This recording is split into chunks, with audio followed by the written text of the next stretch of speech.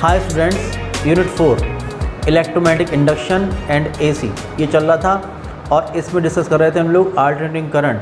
Previous video मैंने बताया था आप लोगों को एसी जनरेटर के बारे में या एसी डायनेमो के बारे में, और बताया था कि जब हम लोग पोल पीसेस के बीच में, नॉर्थ पोल और साउथ पोल के बीच में किसी भी आर्मेचर या कॉइल को रोटेट करते हैं ओमेगा एंगुलर स्पीड से, तो वहाँ पर एक इंड्यूस्ड ईएमएफ प्रोड्यूस होता है। और जो इंड्यूस्ड ईएमएफ होता है, अगर उसी का हम देखें, उन्हीं टर्मिनल्स पर आप देखें पोटेंशियल डिफरेंस, तो वो जो पोटेंशियल डिफरेंस होता है वो अल्टरनेटिंग होता है।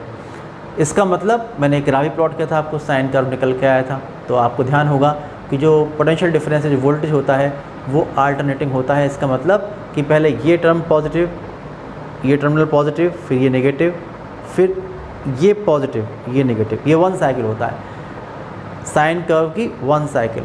ये जो होगा इस तरह से वोल्टेज में चेंज हुआ करता है। और अगर वोल्टेज में चेंज हो रहा है ऐसे, और अगर आप उस पोटेंशियल डिफरेंस को किसी सर्किट के अक्रॉस लगा रहे हैं, तो आप देखेंगे कि उस सर्किट में जो करंट फ्लो होगी वो भी अल्टरनेटिंग करंट होगी। और जो फ्रीक्वेंसी, यानी कि एक सेकंड में जितनी बार वोल्टेज अपनी पोलैरिटी चेंज करेगा, उतनी ही बार करंट भी अपनी पोलैरिटी चेंज करेगी, अपनी डायरेक्शन चेंज करेगी। इसका मतलब ये हुआ जो फ्रीक्वेंसी अल्टरनेटिंग वोल्टेज की होती है वही फ्रीक्वेंसी अल्टरनेटिंग करंट की होगी। वन साइकिल कंप्लीट करने में जो टाइम लगता है अल्टरनेटिंग वोल्टेज को, उतना ही टाइम लगेगा अल्टरनेटिंग करंट को। तो बहुत सारे टर्म्स की हम लोग बात करने वाले हैं यहाँ पर, जहाँ से मैंने प्रीवियस वीडियो ख़त्म किया था वहीं से स्टार्ट कर रहा हूँ। तो हम लोग बात कर रहे हैं different terms used in alternating current and alternating voltage. AC generator से जो पोटेंशियल डिफरेंस वोल्टेज मिलता था या जो इंड्यूस्ड ईएमएफ मिलता था, उसका मैंने ग्राफ प्लॉट किया था और वो साइन करवाया था।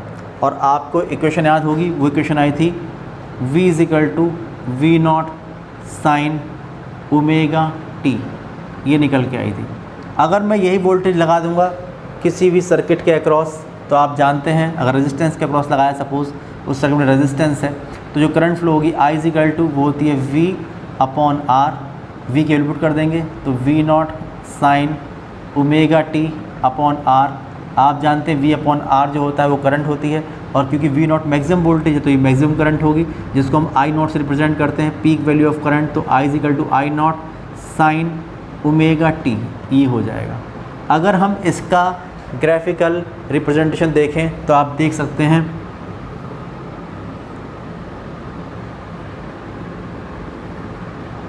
ये है टाइम t और आपने वोल्टेज को रिप्रेजेंट किया ये, तो आप देखिए क्या है, साइन कर्व चल रहा है। साइन कर्व का मतलब ये हुआ कि जब टाइम 0 है, 0 और ये कंप्लीट साइकिल है कैपिटल T, एक रोटेशन कंप्लीट करने में जितना टाइम लग रहा था उस कॉइल को, आर्मेचर को, वो था कैपिटल T। हाफ रोटेशन में T/2, ये है T/2, 1/4 में T/4 और यहाँ पर 3T/4। ये मैंने आपको ग्राफ पर बताया था। आप देखिए मैक्सिमम वोल्टेज कितना है, V0, और जो अपोजिट डायरेक्शन में मैक्सिमम वोल्टेज है ये है -V0। तो अब जहाँ यहाँ पर पुट करेंगे आप लोग, जहाँ पर T की वैल्यू है, ओमेगा होता है, बताऊँगा ओमेगा के बारे में आप लोगों को, 2π/T पढ़ चुके हैं 11th क्लास में। और जहाँ पुट करूँ T/4, तो यहाँ पर आ जाएगा, जैसे ही पुट करेंगे पहले 0, पहले हम पुट करेंगे T 0, तो साइन 0, तो उस वक्त वोल्टेज 0। जब T/4 पुट करेंगे तो मैक्सिमम वोल्टेज प्लस V0, फिर जब पुट करेंगे T/2 तो 0, फिर जब पुट करेंगे 3T/4 तो माइनस का V0, और जब पुट करेंगे T तो फिर से 0। तो एक साइन कर्व हमारे पास, ये साइन कर्व आता है। इसमें जो मैक्सिमम वोल्टेज 0 से जिस मैक्सिमम वैल्यू तक वोल्टेज जाता है उसको हम बोलेंगे V0 और ये बोलेंगे -V0। उसके बाद आप देखिए करंट भी इसी के अकॉर्डिंग चेंज हो रही है। तो अगर करंट का ग्राफ प्लॉट करेंगे तो बिल्कुल आप देखिए जो साइन यहाँ लिखा है वही साइन लिखा है, उन्हीं स्टैंड पर जहाँ पर वोल्टेज 0 था वहाँ पर करंट 0 होगी, यहाँ पर करंट 0 होगी। जहाँ पर वोल्टेज मैक्सिमम था पॉजिटिव में, वहाँ पर करंट मैक्सिमम होगी। जहाँ पर अपोजिट डायरेक्शन में वोल्टेज मैक्सिमम था वहाँ पर करंट अपोजिट डायरेक्शन में मैक्सिमम होगी। तो आप देखिए ये करंट चलेगी, तो ये जो वैल्यू होगी करंट की ये होगी I0, और जो ये वैल्यू होगी ये होगी माइनस का आई नॉट और बाकी जगह पर करंट जो होगी वो ज़ीरो होगी। तो आप देख रहे हैं कि एक ही ग्राफ पर V और I कर्व प्लॉट कर सकते हैं। ये करंट का है और ये जो है ये वोल्टेज का है, ये है वोल्टेज का। अब हम लोग कुछ इंपॉर्टेंट टर्म्स के बारे में बात कर रहे हैं। जैसे आप देखिए, सबसे पहले हम लोग बात करना चाहते हैं पीरियोडिक टाइम के बारे में। पहला टर्म जो हमारे पास है ये है पीरियोडिक टाइम। पीरियोडिक टाइम कहें या टाइम पीरियड कहें एक ही बात है। आपको याद होगा कि एसी जनरेटर में जो आर्मेचर था, जो एक कॉइल थी, एक रोटेशन में जितना टाइम लगा रही थी, आप देख रहे हैं कि वही यहाँ पर टाइम होगा। मतलब कहने का मतलब क्या हुआ कि वन साइकिल कंप्लीट करने में जब यहाँ से स्टार्ट करें, हम लोगों ने यहाँ से स्टार्ट किया है। आपको याद होगा कि मैंने बताया था कि जब हमारा इस तरह से कॉइल है तो पोजीशन ये है, फिर जब कॉइल होगा ये तो पोजीशन यहाँ होगी 1/4 साइकिल में, फिर नेक्स्ट में साइकिल ऐसी तो ये हो गया 0, फिर ये यहाँ पर आए तो ये ऐसे हो गया, फिर यहाँ पर गए तो वापस पुरानी पोजीशन में आ गए। यहाँ से स्टार्ट करते हैं, जब यहाँ से स्टार्ट करते हैं ना और ये कॉइल घूमती है या आर्मेचर घूमता है तो उस वक्त फील्ड लाइन्स ये होती हैं और फ्लक्स चेंज का जो रेट होता है वो मिनिमम होता है। फ्लक्स में कोई चेंज होता ही नहीं है, सीलिंग जो फ्लक्स होता है उसमें मिनिमम चेंज होता है, 0 चेंज होता है, नो चेंज जब इस तरह की पोजीशन होती है। और जब ऐसे आ जाता है, जब ये घूमकर ऐसे आ जाता है तो मैक्सिमम रेट से चेंज होता है, इसलिए यहाँ पर मैक्सिमम वोल्टेज होता है। फिर यहाँ पर 0 चेंज होता है, फिर यहाँ पर मैक्सिमम चेंज होता है अपोजिट डायरेक्शन में, फिर यहाँ पर 0 चेंज होता है। 0 रेट से चेंज होता है, the rate of change of flux जो होता है वो यहाँ पर 0, यहाँ पर पॉजिटिव मैक्सिमम, यहाँ पर 0, यहाँ पर नेगेटिव मैक्सिमम और यहाँ पर 0 होता है। इसलिए आप देखते हैं कि इस तरह कर्व मिलता है। आप देखिए ये जो फंक्शंस हैं 11th क्लास में आप लोग पढ़ चुके हैं कि पीरियोडिक फंक्शन है, एक फिक्स पीरियड बाद, क्योंकि आप देखिए साइन कर्व एक साइकिल बाद अपने आप को रिपीट करता है। तो आप जानते हैं कि जितने टाइम बाद स्मॉल टी की वैल्यू जो भी होगी, स्मॉल टी की वैल्यू जो भी होगी कि उतने टाइम बाद फिर से ये फंक्शन रिपीट होने लगेंगे। तो ऐसे फंक्शन जो होते हैं वो पीरियोडिक फंक्शन होते हैं और वो टाइम जितने टाइम बाद ये फंक्शन अपने आपको रिपीट करते हैं विद साइन एंड वैल्यू, वो उसका पीरियोडिक टाइम होता है। तो आप देखेंगे कि यहाँ पर जो टाइम है ये स्मॉल टी लिखा हुआ है, ये टाइम कितना होगा तो आप देखेंगे कि 2 पाई अपॉन ओमेगा, क्योंकि आप जानते हो कि एक रोटेशन में 2 पाई एंगल रोटेट कर लेता है, ठीक है ना। तो अगर 2 पाई अपॉन ओमेगा लिखा तो ये कैंसिल, तो 2 पाई 1 रोटेशन, फिर 2 पाई बाद फिर 1 रोटेशन, फिर 2 पाई बाद फिर 1 रोटेशन। तो जो टाइम पीरियड हमारे पास होता है ये होता है t = 2 पाई अपॉन ओमेगा। ये इसका पीरियोडिक टाइम या टाइम पीरियड होता है जितने टाइम बाद वोल्टेज, अल्टरनेटिंग वोल्टेज और अल्टरनेटिंग करंट अपना 1 साइकिल कंप्लीट कर लेता है। इसका मतलब जितने टाइम बाद फिर से अपने आप को रिपीट करता है। फिर आता है फ्रीक्वेंसी। फ्रीक्वेंसी को हम लोग f से रिप्रेजेंट करते हैं। 1 सेकंड में जितने साइकिल कंप्लीट होते हैं वो उसकी फ्रीक्वेंसी होती है। जैसे कि मैं आपको बताऊं कि अगर ये रखी हुई है आर्मेचर मैग्नेटिक फील्ड में और ये इस तरह से रोटेट कर रही है, तो 1 सेकंड जितनी रोटेशन कंप्लीट कर लेगी वही उसकी फ्रीक्वेंसी होगी, ठीक है। f से रिप्रेजेंट करते हैं और उसकी वैल्यू कितनी होती है 1/t के इक्वल होती है। तो जो फ्रीक्वेंसी होगी अल्टरनेटिंग वोल्टेज की या अल्टरनेटिंग करंट की, ये होगी f = 1/t = t की वैल्यू पुट कर दीजिए, तो 1/2 पाई अपॉन ओमेगा। तो f = होता है 1/t या ओमेगा अपॉन 2 पाई। 1/t यानी पर सेकंड, जिसको हम हर्ट्ज़ कहते हैं, तो ऐसा होता है। आप जानते हैं कि जो हमारे पास डोमेस्टिक करंट होती है, घरों में जो अल्टरनेटिंग करंट आती है या अल्टरनेटिंग वोल्टेज आता है, उसकी जो फ्रीक्वेंसी होती है ये होती है 50 हर्ट्ज़। इसका मतलब ये हुआ कि 1 सेकंड में इस तरह की 50 साइकिल कंप्लीट होती हैं, ये इस तरह की 50 साइकिल कंप्लीट हुआ करती हैं। और ऐसे ही जो वोल्टेज है उसकी पोलैरिटी जो है वो भी इस तरह से चेंज होती है कि पहले 0 फिर पॉजिटिव, फिर ज़ीरो, फिर नेगेटिव, फिर ज़ीरो। इस तरह से उस किसी भी एक टर्मिनल की जो पोलैरिटी है वो इस तरह से चेंज होगी। अगर हम लोग एक बल्ब देख रहे हैं, एक बल्ब लगा हुआ है हमारे पास घर में, तो आप देखेंगे कि जो उसकी फ्रीक्वेंसी होगी, जो करंट फ्लो हो रही होगी उसके अंदर, वो इस तरह से फ्लो हो रही होगी और फ्रीक्वेंसी होगी 50 हर्ट्ज़। इसका मतलब आप देखिए कि एक साइकिल में एक बार और दो बार, यहाँ पर दो बार करंट ज़ीरो होती है। इसका मतलब ये हुआ कि 50 साइकिल में जो बल्ब है, यानी एक सेकंड में जो बल्ब है वो 100 बार जलेगा और 100 बार बुझेगा। ये आप देखिए 100 बार जलेगा और 100 स्टार्टिंग पॉइंट के बाद 1 2, एक सेकंड में 2 बार जलेगा और 2 बार बुझेगा, क्योंकि आप देख रहे हैं कि एक सेकंड में 50 साइकिल्स रिपीट हो रही हैं, इसलिए जो बल्ब होगा वो एक सेकंड में 100 बार जलेगा और 100 बार बुझेगा। लेकिन आप जानते हैं कि अगर हम लोग घर में लगे हुए बल्ब को देखते हैं तो हमें ऐसा फील नहीं होता कि बल्ब जल रहा है और बुझ रहा है।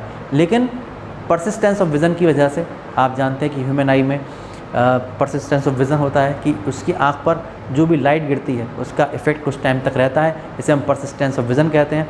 तो वो बल्ब बुझ के जल जाता है, लेकिन आपकी जो ह्यूमन आई है वो उसको फील नहीं कर पाती, क्योंकि जो लाइट का इफ़ेक्ट है वो कुछ टाइम तक रहता है। इसलिए रेटिना पर इसलिए ऐसा होगा कि वो बल्ब बुझ के जल भी जाएगा, लेकिन आप लोग उसको महसूस नहीं कर पाएंगे।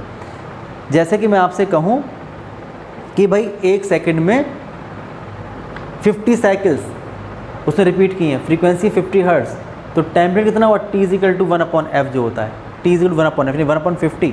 तो इसका मतलब कि 1/50.02 सेकंड। तो इसका मतलब ये हुआ कि जो हमारे पास आर्मेचर है ये 0.2 सेकंड में एक रोटेशन कंप्लीट कर रहा है, इतनी स्पीड से घूम रहा होगा। तो 50 हर्ट्ज़ फ्रीक्वेंसी की अल्टरनेटिंग वोल्टेज या अल्टरनेटिंग करंट को ये प्रोड्यूस करेगा। उसके बाद आती है बात peak value of voltage and peak value of current. आप देखिए आपके पास वोल्टेज और करंट के एक्सप्रेशन ये लिखे हुए हैं, आप देख रहे हैं, ये है वोल्टेज, अल्टरनेटिंग वोल्टेज ये है, और ये है अल्टरनेटिंग करंट।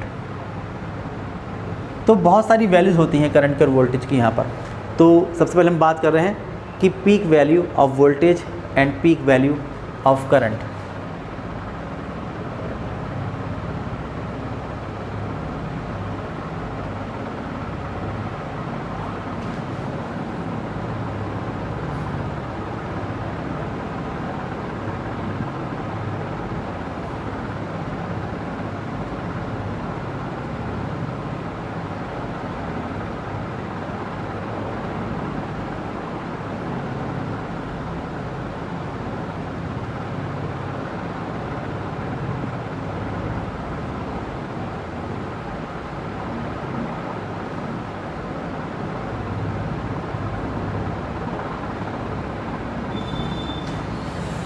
आप देख रहे हैं ये जो ग्राफ आपके सामने बना हुआ है, आप देख रहे हैं कि जो वोल्टेज है वो ज़ीरो से लेके एक मैक्सिमम वैल्यू तक अपने आप पहले पहुंच रहा है, फिर ज़ीरो हो रहा है, फिर ज़ीरो से फिर नेगेटिव में मैक्सिमम तक पहुंच रहा है, फिर ज़ीरो हो रहा है। तो ऐसे ही करंट भी हो रही है, ज़ीरो से एक मैक्सिमम वैल्यू तक पहुँच रही है, फिर ज़ीरो, फिर नेगेटिव डायरेक्शन में एक मैक्सिमम वैल्यू तक पहुँच रही है, फिर ज़ीरो। तो वोल्टेज और करंट ज़ीरो से किसी भी डायरेक्शन में जिस मैक्सिमम वैल्यू तक पहुंचते हैं वो उसकी पीक वैल्यू या मैक्सिमम वैल्यू होती है। हम पीक वैल्यू कहें या मैक्सिमम वैल्यू कहें, एक ही बात है। मैक्सिमम वैल्यू कहें, एक ही बात है। या हम उसको एम्पलीट्यूड कहें, amplitude of voltage and current ये कहें, तो ये एक ही बात होती है। आप देखिए जो पीक वैल्यू ऑफ वोल्टेज होगी, peak value of alternating voltage कितनी होगी, ये होगी V0। इस एक्सप्रेशन में आप देख लीजिए, यहाँ से आप देखिए कि साइन की मैक्सिमम कितनी होती है, 1। तो जो बचा, जब 1 से मल्टीप्लाई किया तो जो वैल्यू आ रही वोल्टेज की, ये उसकी पीक वैल्यू है। And peak value of alternating current alternating current, ये होती है I नॉट। फिर आती है mean value of alternating voltage and current for full cycle, for complete cycle.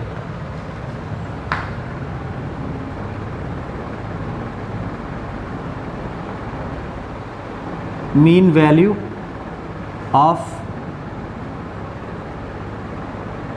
Current for full cycle end voltage for full cycle.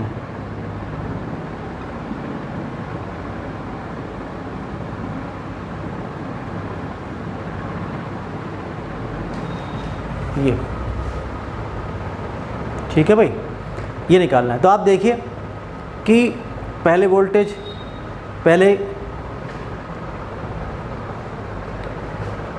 ये दो terminals थे जो आ रहे थे आर्मेचर से कनेक्टेड, लीड्स जो आ रही थी, पहले ये पॉजिटिव ये नेगेटिव, पहले ये पॉजिटिव फिर ये नेगेटिव, फिर ये पॉजिटिव फिर ये नेगेटिव। वोल्टेज वेरी कर रहा था ऐसे,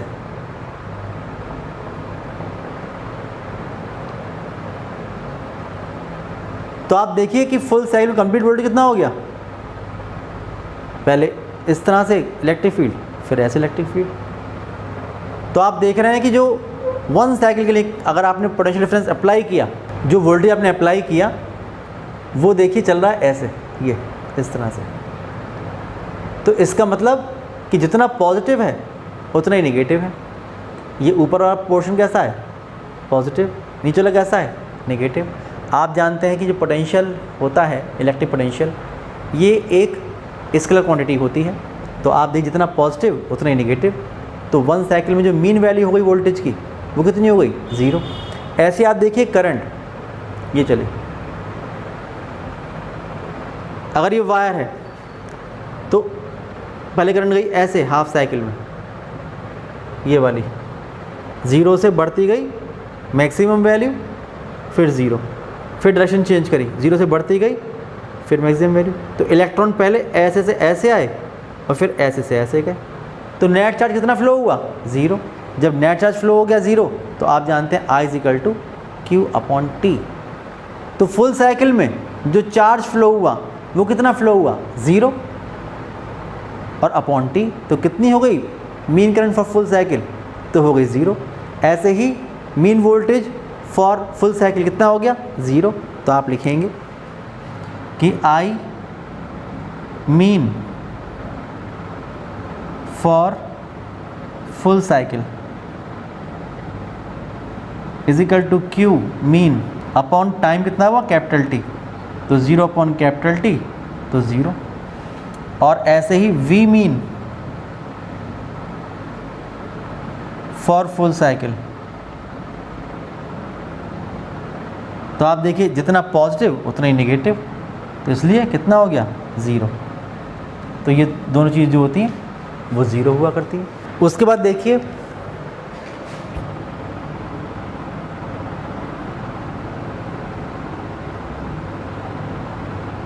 mean value of current for half cycle end voltage for half cycle.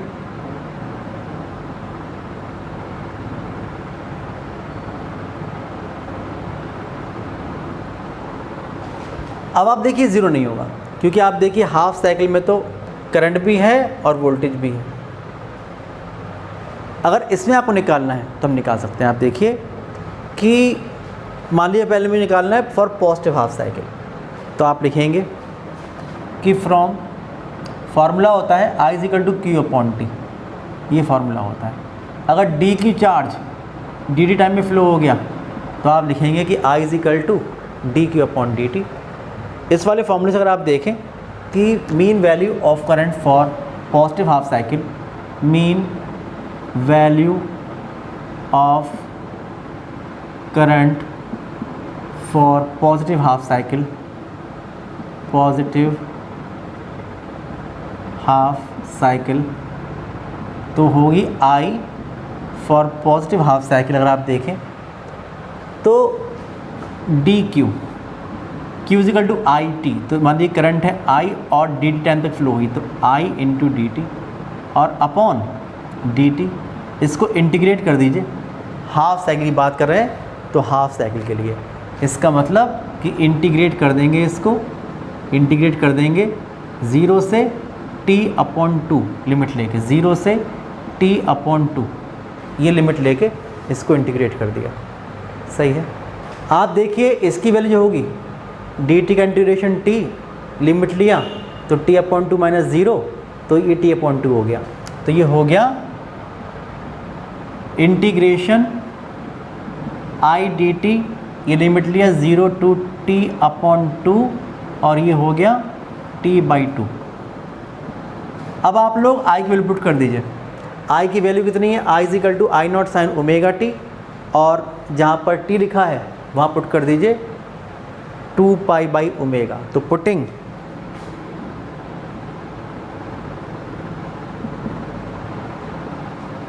I is equal to I not sine omega T and t is equal to 2 pi by omega, ये put कर दीजिए। We get, तो हो जाएगा I for positive half cycle, ये हो जाएगा। तो 0 से लेकर देखिए लिमिट कहाँ से, 0 टू ये 2 पाई/2 ओमेगा, 2 ऑलरेडी था, 2 ओमेगा, और I की जगह लिखेंगे I not sine omega T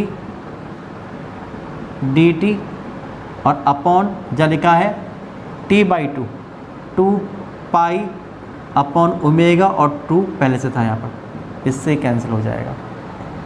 तो आप देखेंगे ये हो जाएगा ओमेगा अपॉन पाई, ये ओमेगा पहुँचेगा ऊपर, और यहाँ से आप देखिए आई नॉट ये आ जाएगा, इंटीग्रेशन 2 से 2 कैंसिल, इंटीग्रेशन लिमिट रहेगी 0 टू पाई/ओमेगा, यह रहेगा sign omega t d T, ये हो जाएगा। अब जो साइन का इंटीग्रेशन होगा ये होगा माइनस कॉस, तो कितना हो जाएगा, ये हो जाएगा I for positive half cycle is equal to omega into I naught upon pi, ये हो जाएगा माइनस कॉस ओमेगा टी, और क्योंकि ओमेगा टी है तो अपॉन ओमेगा, और लिमिट रहेगी 0 टू पाई/ओमेगा, ये इतना आ जाएगा।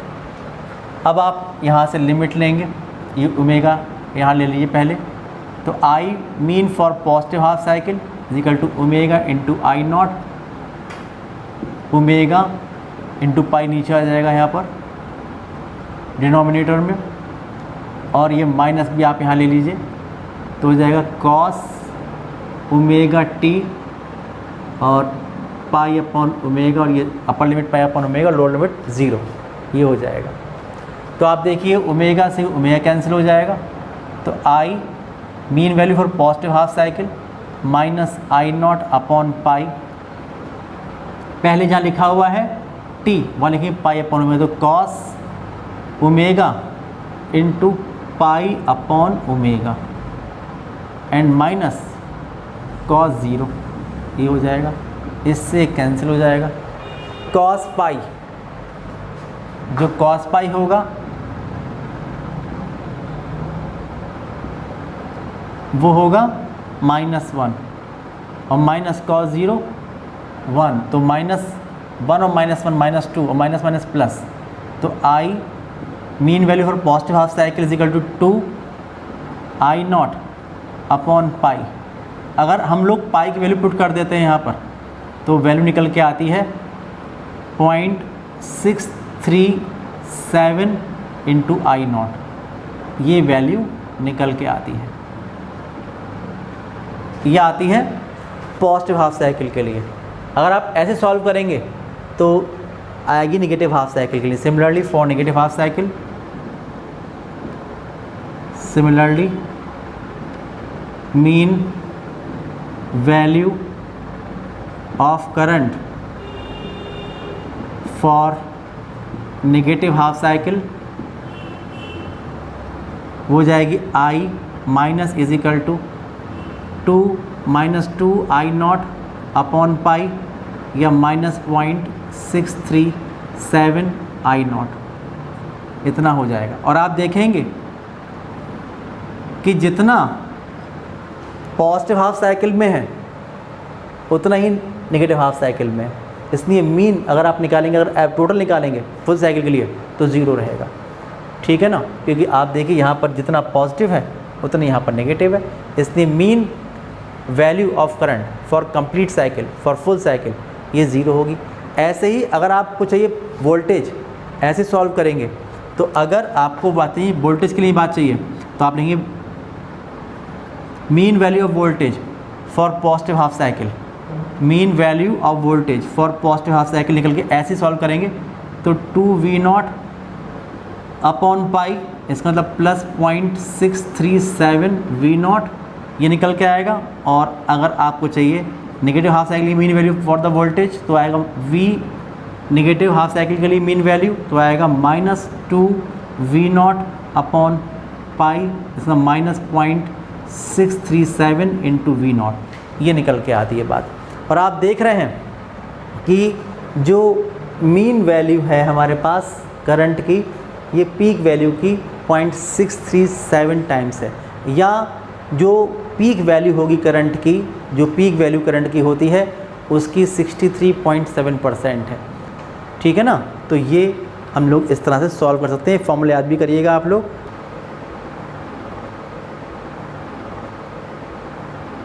बाकी जो RMS value of current end voltage है उसके बारे में हम लोग नेक्स्ट वीडियो में डिस्कस करेंगे। तब तक के लिए बाय बाय।